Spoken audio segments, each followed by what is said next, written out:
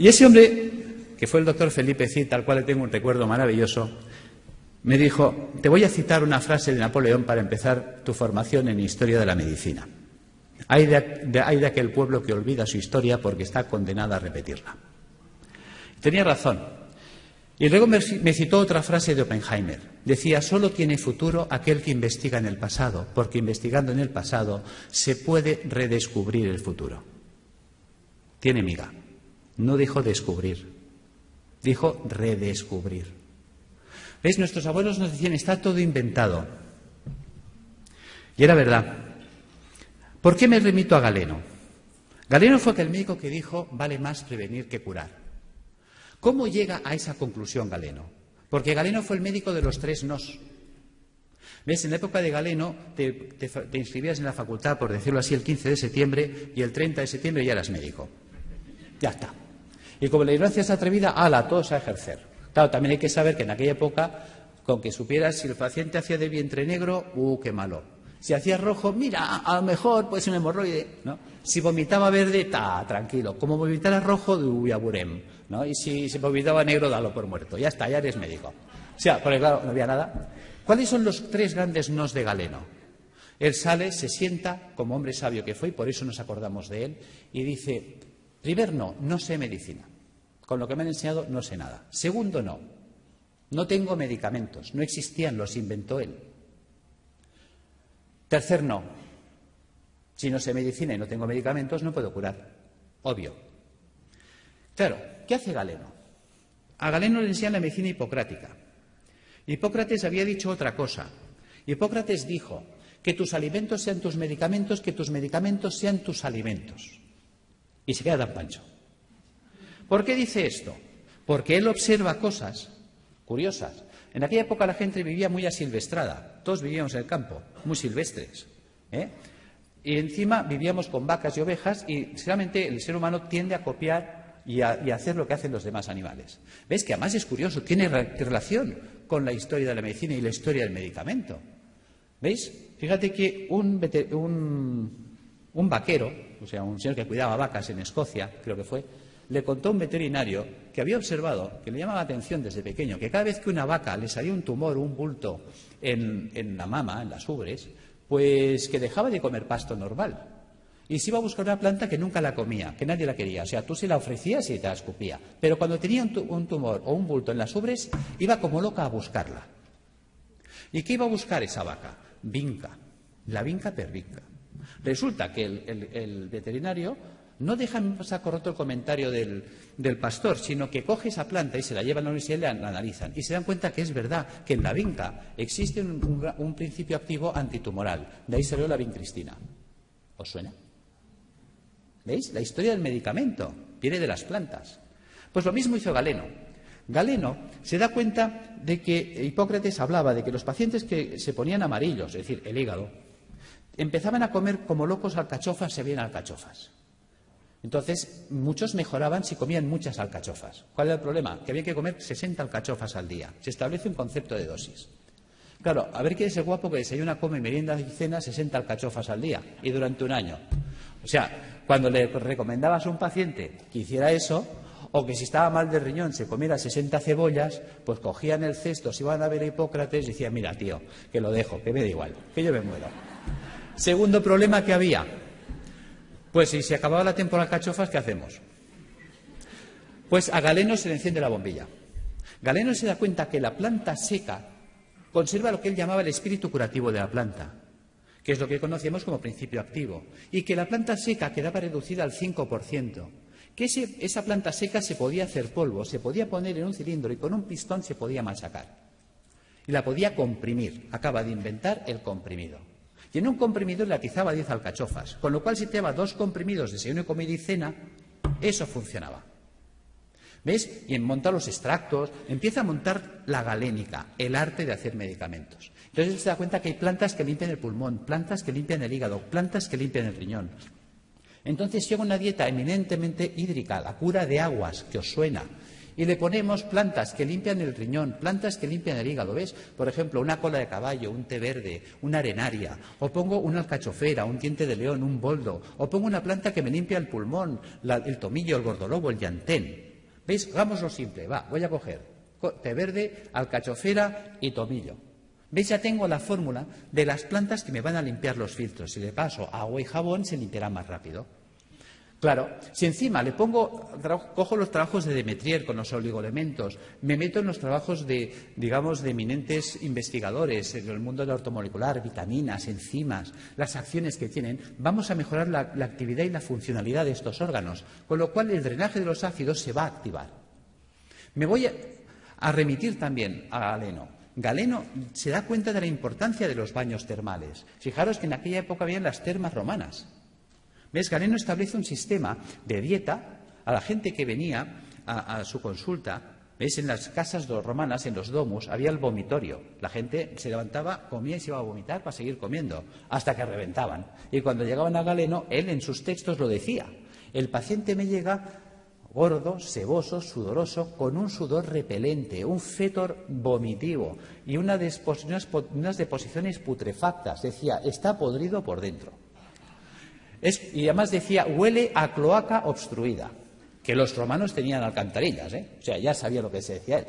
Fijaros, por lo tanto, decía, hay que desatascar la cloaca, es decir, todo el tubo digestivo. Entonces, él, por un lado, se da cuenta de la función del agua. ¿Cómo funciona el agua? El agua termal nos vamos entendiendo ya por qué funciona. ¿Veis? Las aguas termales son aguas calientes. Por lo tanto, si yo me sumerjo en agua caliente, ¿qué pasará con los poros de mi cuerpo? Se van a dilatar. Sabemos que el agua de los balnearios son aguas minerales. ¿Qué minerales tienen? Cloruro sódico, cloruro magnésico, cloruro potásico y así. A una concentración salina no menor de 20 gramos de sal por litro de agua. Resulta que el agua de nuestro cuerpo tiene 9,4 gramos de sal por litro de agua. Claro, se va a generar un gradiente de ósmosis. Los líquidos van de donde hay menos a donde hay más. Cuando yo me sumerjo en una bañera con agua caliente y salada, ¿veis? Fijaros que aquí en medio todos tenemos una vena gorda, que podríamos llamar que es la alcantarilla, donde van todos los residuos celulares. Pero si yo abro los poros y con la sal tiro para afuera, estoy sacando de mi cuerpo ácido carbónico, ácidos grasos, ácido úrico. O sea, realmente el baño termal es una diálisis percutánea, es un riñón, es un pulmón, es un hígado artificial de alto rendimiento y de bajo coste. Con el tiempo, lo que era del pueblo, porque fijaros que era la época de la res pública, la cosa pública, la época romana en la que vivía Galeno, por lo tanto eran los baños públicos, las termas romanas, con el tiempo los baños pasaron a la aristocracia. Vale. Pero como todo se recicla, con el tiempo el baño que estuvo en la aristocracia volvió al pueblo. Y volvió simplemente por un tema de avaricia. Fijaros que un balneario pues vale, por ejemplo, uno baratito, hoy en día vale 120 euros al día. Quiere decir que un tratamiento de 30 días nos costaría 3.600 euros y estabilizar a un paciente oncológico 10 meses, 36.000 euros. ¿Quién se puede pagar esto? Un rico. ¿Pero qué es un rico? Pensemos. Y no me digáis que es un tío con pasta porque es falso. Sabiduría popular. El padre obrero, el hijo caballero, el nieto pordiosero. Es decir, hay el que hace el dinero, al que se lo ventila y la familia venida menos. ¿Veis? Un rico no es eso, no es un señor con pasta. Un rico es un señor que siempre está pensando cómo tener las cosas sin pagar, que por eso es rico. Porque gana y no gasta. ¿Ves? El rico iba al balneario y dice, a ver, ¿qué tiene el balneario que cura tanto? Dice que las aguas son termales. Dice, Pepe, pon un termo en mi casa. ¿Ves? Si yo caliento, lo hago en un termo, el agua que sale del termo es termal. ¿Qué más necesito? Dice, es que esto, una bañera. Pues Pepe, pon una bañera. ¿Qué más pasa? Oh, es que el agua son minerales. Jacinto, tú que eres químico. A ver, ¿qué tiene el agua que cura tanto? Jacinto que analiza y dice, oh, es que el agua tiene minerales. ¿Cuáles? Cloruro sódico, cloruro magnésico, cloruro potásico. Joder, esto es sal de cocina, ¿no? Sí, pues échale sal al baño. ¿Cuántas veces habéis oído sales de baño? Pero ¿cuántas veces os habéis preguntado por qué hay que echarle sal al baño? ¿Cuánta sal tengo? Uy, perdón. ¿Cuánta sal tengo que echar al baño? ¿Para qué tengo que echar al baño? ¿Ves? Nunca nos preguntamos. Somos poco curiosos. Resulta que Jacinto, que era químico, le dice, es que tiene 20 gramos de sal por litro de agua. Claro, el tío que está acostumbrado a hacer números dice, pues que me haga una bañera que llena hasta la mitad cubique 100 litros. Las bañeras estándar de casa, llenadas hasta la mitad, cubican 100 litros de agua. Dice, ¿y eso? ¿Y por qué hasta la mitad? Hombre, hasta la mitad porque por el principio de Arquímedes, cuando yo me meto en la bañera, el nivel del agua sube. Luego dejo un espacio o a fregar. Bien. ¿Por qué 100 litros? ¿Cómo sé que en mi bañera tengo 20 gramos de sal por litro de agua? Echando 2 kilos de sal. ¿Ves? 2 kilos son 2.000 gramos. 2.000 gramos en 100, tacho 2 ceros. Tacho 2 ceros, 20-1. Ya tengo la concentración salina. ¿Qué vale 1 kilo de sal? El otro día lo compré en el Capravo, mientras no nos suban el IVA, a 15 céntimos el kilo. Luego 2 kilos, 30 céntimos. 30 céntimos por 30 días, 9 euros. Y en casa. Yo tengo pacientes que me llegan desesperados, y no por falta de razón. Me dicen, estoy en insuficiencia renal crónica desde hace 10 años. Ya ha entrado en lista de trasplante, no aparece el trasplante y vienen hechos una pena, pobrecitos. La diálisis ya no da de sí y como no aparezca un riñón en 6 meses, yo no salgo adelante. Simplemente por decirle, ponte en la bañera con 2 kilos de sal cada día, a los 15 días ese hombre está alucinado de cómo tiene sus análisis, porque está haciendo una diálisis diaria. Está sacando ácido úrico por los poros, por ósmosis. Ósmosis percutánea. No pensamos el poder de la bañera. Ahora la gente está quitando las bañeras y abriendo los balnearios.